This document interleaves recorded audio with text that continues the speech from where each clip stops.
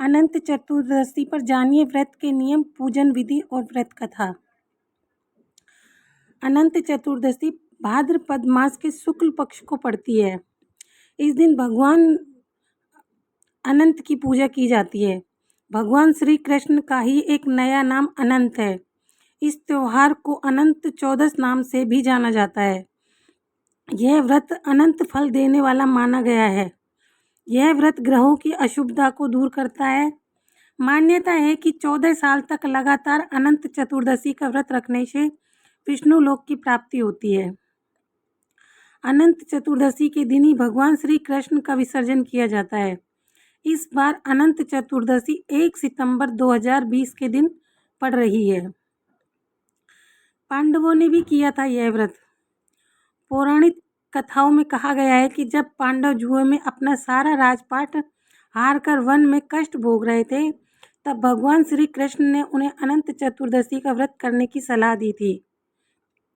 धर्मराज युधिष्ठिर ने अपने भाइयों तथा द्रौपदी के साथ पूरे विधि विधान से यह व्रत किया तथा अनंत सूत्र धारण किया।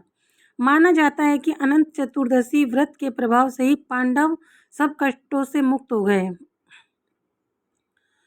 अनंत चतुर्दशी व्रत में भगवान के अनंत रूप की होती है पूजा। कैसे करें पूजन?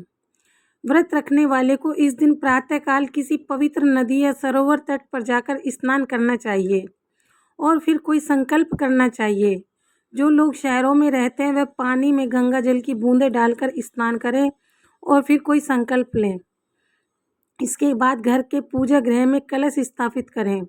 कलश पर शेष नाग की सैया पर लेटे विष्णु भगवान की मूर्ति अथवा चित्र को रखें। उनके समक्ष 14 गांठों से युक्त अनंत सूत्र रखें। इसके बाद पूजा करें। भगवान अनंत की पूजा का मंत्र ओम अनंताय नमः। इस दिन भगवान को मीठे व्यंजनों का ही भोग लगाया जाता है, जिसमें खीर का विशेष महत्व है। किन बातों का रखें ध्यान? इस दिन व्रत करने वाले को नमक खाना मना है। अनंत चतुर्दशी के दिन भगवान की पूजा करके अनंत सूत्र बांधा जाता है। इस सूत्र को पुरुष दाहिने हाथ में और स्त्री बाएं हाथ में बांधती हैं। पूजन के दौरान जब अनंत सूत्र बांध ले, उसके बाद किसी ब्राह्मण को नैवेद्य में बने पकवान देकर स्वयं से परिवार प्रसाद ग्रहण करें। पूजा के बाद व्रत कथा को पढ़ें। अनंत चतुर्दशी व्रत कथा। सतयुग में सुमंतु नाम के एक मुनि थे। उनकी पुत्री शीला अपने नाम के अनुरूप अत्यंत सुशील थी। सुमंतु मुनि ने उस कन्या का विवाह कौंडिन्य मुनि से किया। कौंडिन्य मुनि अपनी पत्नी शीला को लेकर जब ससुराल से घर वापस लौट रहे थे, तब रास्ते में नदी के किनारे कुछ स्त्रियां भगवान की पूजा करने दिखाई पड़ी। शीला ने अनंत व्रत का महात्म्य जानकर उन स्त्रियों के पास अनंत भगवान का पूजन करके अनंत सूत्र बांध लिया। इसके बाद थोड़े ही दिनों में उनका घर धन धान्य से पूर्ण हो गया। एक दिन कौंडिन्य मुनि की दृष्टि अपनी पत्नी के बाएं हाथ में बंधे अनंत सूत्र पर पड़ी, जिसे देखकर वह भ्रमित हो गए और उन्होंने पूछा कि तुमने मुझे वश में करने के लिए यह सूत्र बांधा है?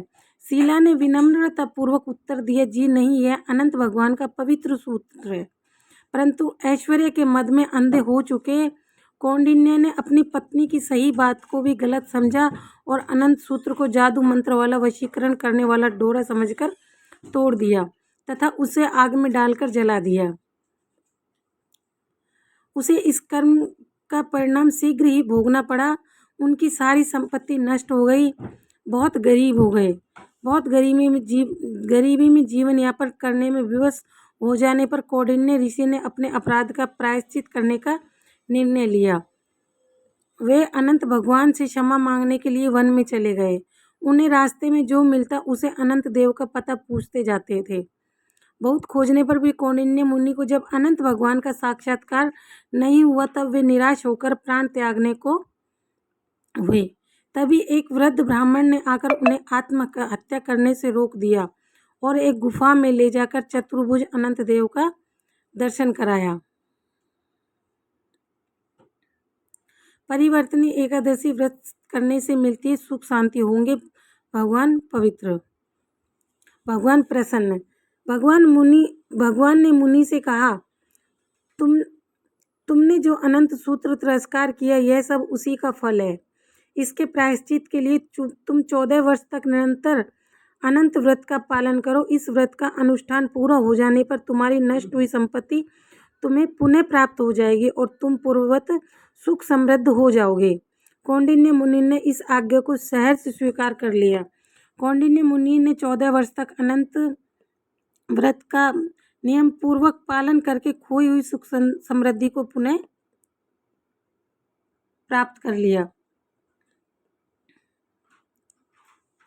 इसीलिए सभी भक्तों से निवेदन है, कोई भी अनंत भगवान के व्रत का निरादर नहीं करे और भक्ति और श्रद्धा पूर्वक पूरे विश्वास के साथ अनंत चतुर्दशी पे अनंत भगवान का व्रत करे, कथा सुने।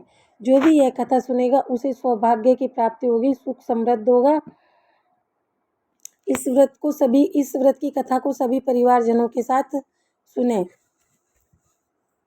आज के लिए बस इतना ही। मेरे द्वारा बताई जानकारी कैसी लगी और मेरे द्वारा बनाई वीडियो को लाइक करें, कमेंट करें और वीडियो के नीचे कमेंट बॉक्स में लिखें कि कथा कैसी लगी। और मेरे प्यारे भक्तों, एक छोटा सा निवेदन है कि चैनल को सब्सक्राइब ज़रूर कर लें। आपके थोड़े से सब्सक्राइब से, एक सब्सक्राइब करने से मुझे बहुत बड़ा मोटिवेशन मिलता है और मैं आगे आपके लिए अच्छी वीडियो बनाती रहूं। इसलिए मेरे चैनल को सभी प्यारे भक्तों से निवेदन है कि सब्सक्राइब करें